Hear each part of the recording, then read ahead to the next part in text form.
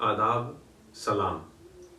पिछली कक्षा में हमने विकारी और अविकारी शब्दों पर बात की थी कि विकारी शब्द क्या होते हैं, अविकारी शब्द क्या होते हैं। विकारी शब्दों के भेद और अविकारी शब्दों के भेद कौन कौन से हैं, उन पर भी हमारी बातचीत हुई थी। आज हम बात करेंगे संज्ञा के प्रकारों पर। संज्ञा की परिभाषा पर हमने बात कर ली थी। आज हमारा जो टॉपिक है वह रहेगा संज्ञा के प्रकार, कि संज्ञा के प्रकार कौन कौन से हैं। अगर हम संज्ञा के प्रकारों की बात करें, संज्ञा मुख्यतः 3 प्रकार की होती है। सर्वविदित है कि व्यक्तिवाचक संज्ञा, जातिवाचक संज्ञा और भाववाचक संज्ञा, ये 3 प्रकार संज्ञा के हैं। कुछ विद्वानों ने संज्ञा के 2 और भेद बताए हैं, समूहवाचक तथा द्रव्यवाचक। संज्ञा के प्रकार।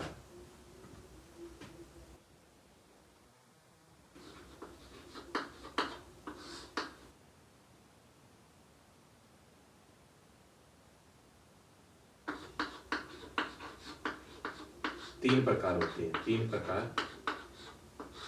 प्रकार है।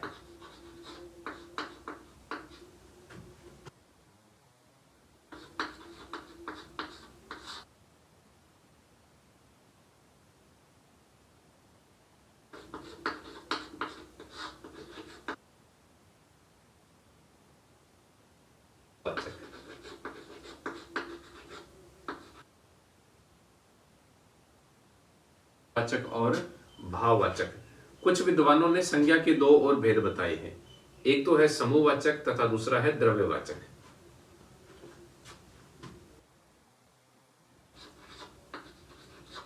समूहवाचक और दूसरा है द्रव्यवाचक। द्रव्यवाचक, ये 2 भेद और क्या है संज्ञा के बताए जाते हैं। समूहवाचक और द्रव्यवाचक। जीव, पदार्थ, स्थान, गुण, भाव, कर्म आदि के नाम को क्या है संज्ञा कहते हैं। सरल शब्दों में अगर मैं कहूं तो किसी प्राणी, वस्तु, स्थान, भाव, अवस्था, गुण या दशा के नाम को क्या है हम संज्ञा कहेंगे। मैं यहां लिख देता हूं कि किसी संज्ञा की परिभाषा की अगर हम बात करें, परिभाषा किसी प्राणी,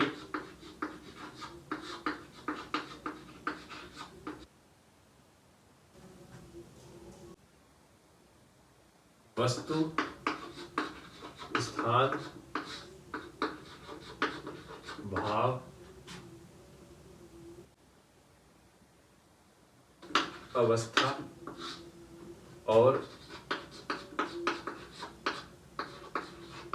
गुण दशा के नाम को, गुण दशा के नाम को संज्ञा कहते हैं। नाम को क्या है संज्ञा कहते हैं। ये परिभाषा है संज्ञा की। भाव, अवस्था, गुण या दशा ये संज्ञाएं हैं। भाव, अवस्था, गुण और दशा ये क्या है, ये भी संज्ञाएं हैं। संज्ञा के मुख्यतः 2 प्रकार ही हो सकते हैं, एक तो दृश्य रूप में और एक अदृश्य रूप में। एक तो क्या है दृश्य रूप में संज्ञा होती है, दृश्य रूप में, और एक होती है अदृश्य रूप में। यानी कि दृश्य यानी जो दिखाई देती है और अदृश्य यानी जो दिखाई नहीं देती। अगर दृश्य रूप की बात करें, प्राणी, वस्तु और स्थान, ये तो क्या है दृश्य रूप में है। और उसके बाद जो भाव है, अवस्था है, गुण और दशा है। भाव, अवस्था, गुण और दशा ये क्या है, ये अदृश्य रूप में संज्ञाएं हैं।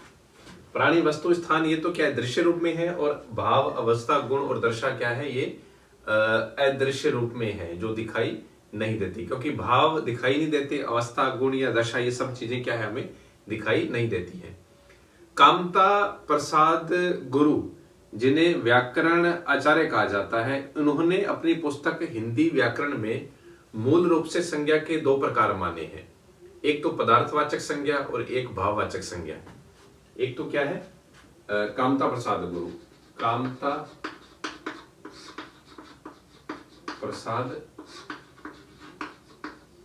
गुरु ने अपनी पुस्तक हिंदी व्याकरण में इन्होंने क्या है, संज्ञा के मूल रूप से दो प्रकार माने हैं। कौन कौन से माने हैं? एक तो माना है पदार्थवाचक और एक माना है भाववाचक। एक तो कौन सी मानी है? पदार्थवाचक, पदार्थवाचक, और दूसरा माना है भाववाचक, भाववाचक। अब पदार्थवाचक के अंतर्गत क्या है? व्यक्तिवाचक, और इस पदार्थवाचक के अंतर्गत व्यक्तिवाचक और जातिवाचक, और जातिवाचक संख्याएं क्या है, शामिल कर ली गई।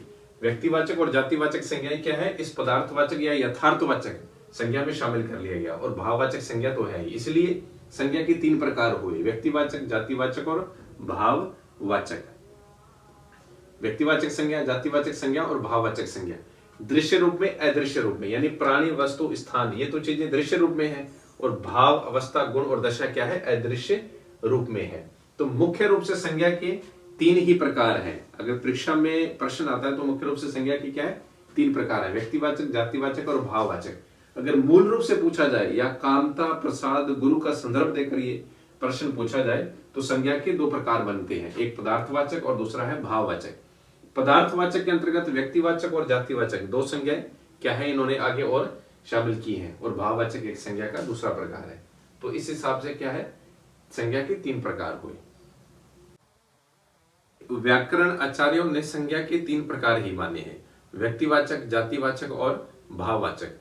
आज हम पहली संज्ञा व्यक्तिवाचक संज्ञा पर हम क्या है, बात करेंगे।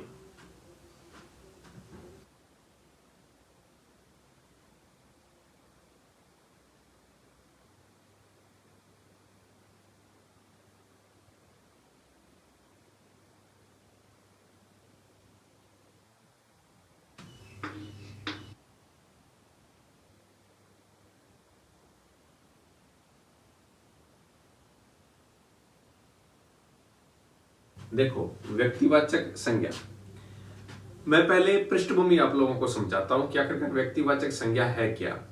मान लीजिए आपके कई मित्र हैं, मेरे और उनके भी कई मित्र हैं, किंतु आपके या मेरे मित्रों के अपने अपने नाम हैं। जैसे रमेश है, सुरेश है, विक्रम है, राम है, मुन्नू या चुन्नू, राधे, ऐसे बहुत सारे नाम हैं हमारे मित्रों के।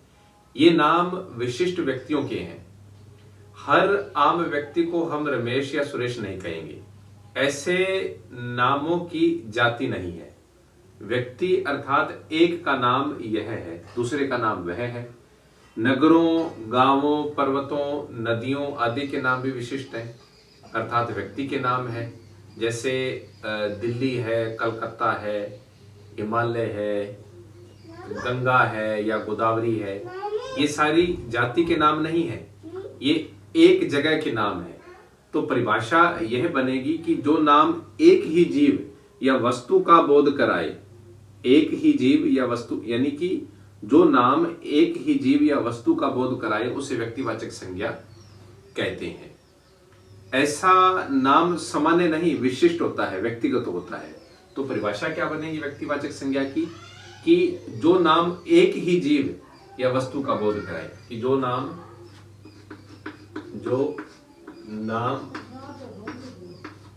एक ही जीव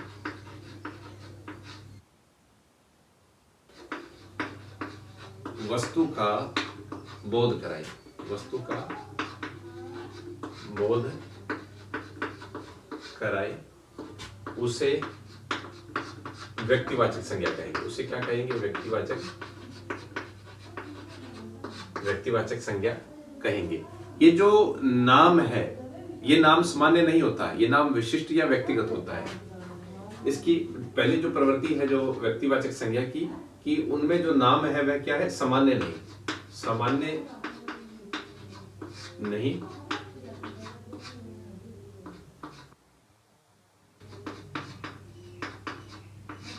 विशिष्ट या व्यक्तिगत होता है, विशिष्ट या व्यक्तिगत होता है, विशिष्ट या व्यक्तिगत होता है वो नाम। नाम जो सामान्य नहीं, विशिष्ट या व्यक्तिगत होता है। व्यक्तिवाचक संज्ञा की अगर हम बात करें, ये संज्ञा बहुधा अर्थहीन होती है। व्यक्तिवाचक संज्ञाएं क्या है? व्यक्तिवाचक संज्ञा की अगर हमें पहचान करनी हो तो यह बहुधा अर्थहीन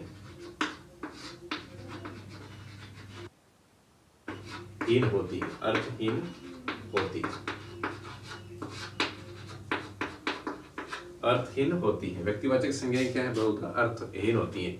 इनके प्रयोग से जिस व्यक्ति का बोध होता है उसका प्राय कोई भी जो धर्म है उससे सूचित नहीं होता। जैसे गंगा शब्द है, इस नाम से एक ही नदी या एक स्त्री का या किसी एक व्यक्ति का बोध हो सकता है। इस नाम के व्यक्ति का प्राय कोई भी धर्म क्या है इस शब्द से सूचित नहीं होता। लेकिन कुछ संज्ञाएं व्यक्तिवाचक होने पर भी क्या है? अर्थवान होती है। जैसे ईश्वर है, परमात्मा है, ब्रह्मांड संज्ञा है, या परब्रह्म है, या प्रकृति है। ये क्या है?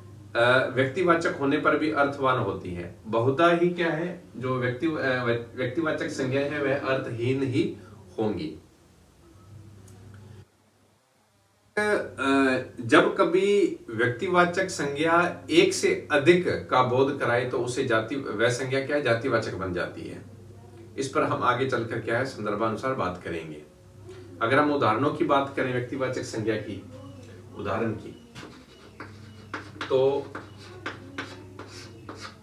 प्राणी विशेष की अगर हम बात करें, प्राणी विशेष, तो इसमें जैसे रमेश शब्द है ना।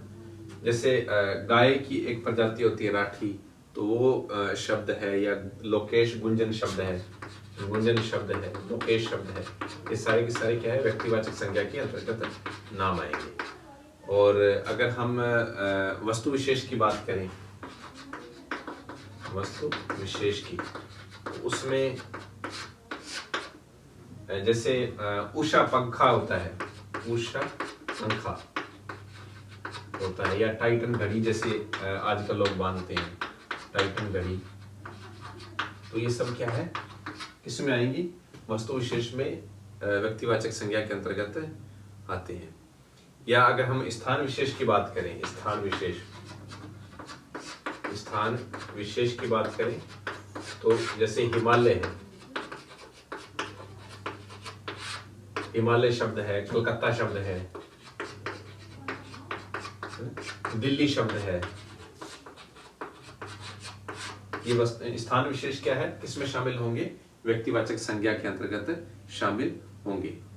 जैसे गंगा शब्द है, इसमें ले सकते हैं। नर्मदा शब्द है, नर्मदा, है ना। तो ये किसमें शामिल होंगी? व्यक्तिवाचक संज्ञा के अंतर्गत आएंगी। बात समझ आई ना? पहली बात तो ये इसकी परिभाषा हुई, जो नाम एक ही जीव या वस्तु का बोध करे उसे व्यक्तिवाचक संज्ञा कहते हैं। ये नाम सामान्य नहीं, विशिष्ट होते हैं, ये व्यक्तिगत होते हैं। पहली बात ये है कि ये बहुधा अर्थहीन होती है, इनका कोई अर्थ नहीं होता। अब दूसरी संज्ञा की हम बात करेंगे, जातिवाचक संज्ञा। किसकी बात करेंगे? जातिवाचक संज्ञा की। ये पहला व्यक्तिवाचक है, दूसरा है जातिवाचक। जातिवाचक संज्ञा, जातिवाचक संज्ञा।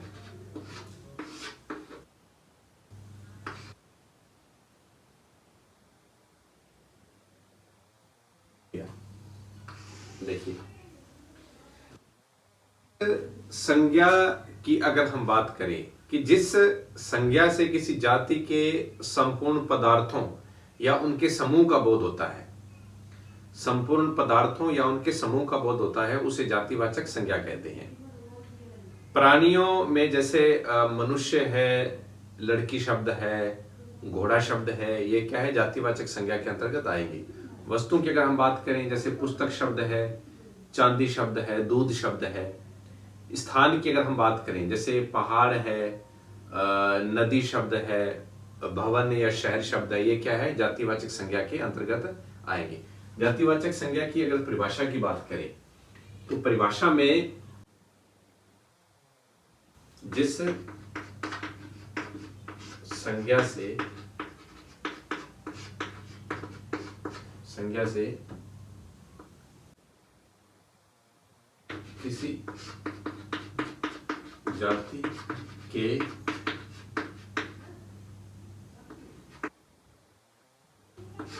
पदार्थों, किसी जाति के संपूर्ण पदार्थों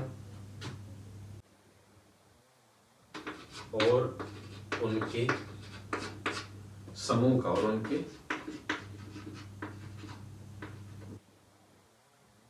बोध होता है, उनके समूह का बोध होता है,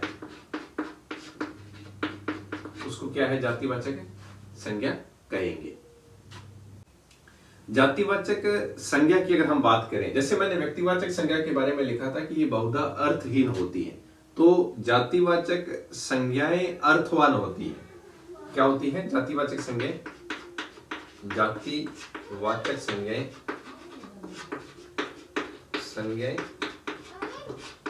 अर्थवान होती है। जातिवाचक संज्ञाएं क्या होती है? अर्थवान होती है, अर्थवान होती है। और दूसरी इस संज्ञा जातिवाचक संज्ञा की पहचान ये है कि ये दृश्य और बहुवचन में होंगी। क्या होंगी? पहली पहचान ये है। दूसरी पहचान ये कि ये दृश्य और बहुवचन में होंगी, बहुवचन में होंगी। एक वचन में अगर है तो उनका बहुवचन बनाया जा सके। अगर वे एक वचन में है तो उनका क्या है? बहुवचन बनाया जा सके, उनका बहुवचन बनाया जा सके। जैसे लड़की शब्द है, लड़की शब्द का अगर बहुवचन लड़कियां होगा, है ना, लड़कियां होगा, तो भी क्या है, वह जातिवाचक संज्ञा के अंतर्गत आएगा। मैंने अभी उदाहरण बता दिए। प्राणी में मनुष्य है, लड़की है, घोड़ा है, मोर है। वस्तुओं की बात करें तो चांदी, दूध, पुस्तक, ये शब्द क्या है? जातिवाचक के अंतर्गत आएंगे। स्थान की बात करें, पहाड़, नदी है, भवन है, शहर है, ये क्या है? जातिवाचक संज्ञा के अंतर्गत आएंगे। तो इनके दो भेद और हो जाते हैं, एक समूहवाचक तथा एक द्रव्यवाचक। वास्तव में ये दोनों भेद जातिवाचक संज्ञा के अंतर्गत ही समाहित किए जाते हैं। समूहवाचक की अगर हम बात करें कि जिस संज्ञा से अनेक वस्तुओं या प्राणियों के समूह का बोध होता है, समूहवाचक की अगर हम बात करें,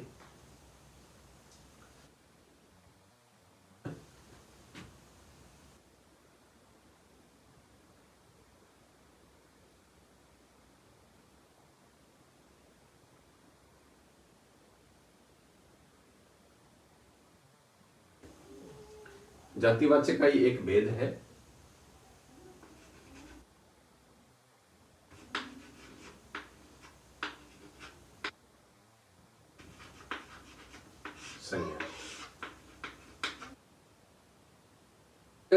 संज्ञा में क्या है कि जिस संज्ञा से अनेक वस्तुओं या प्राणियों के समूह का बोध होता है, जिस संज्ञा से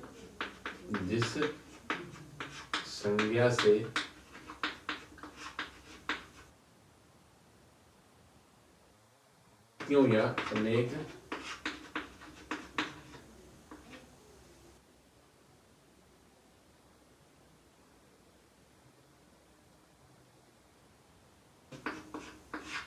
या प्राणियों के समूह का, या प्राणियों के समूह का बोध होता है, प्राणियों के समूह का बोध होता है, उसको क्या है? समूहवाचक संज्ञा हम कहेंगे। जैसे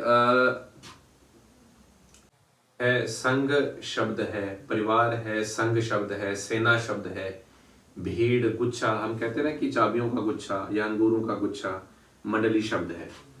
परिवार शब्द क्या है? पूरा का पूरे बहुत सारे सदस्य होते हैं उसमें, है ना।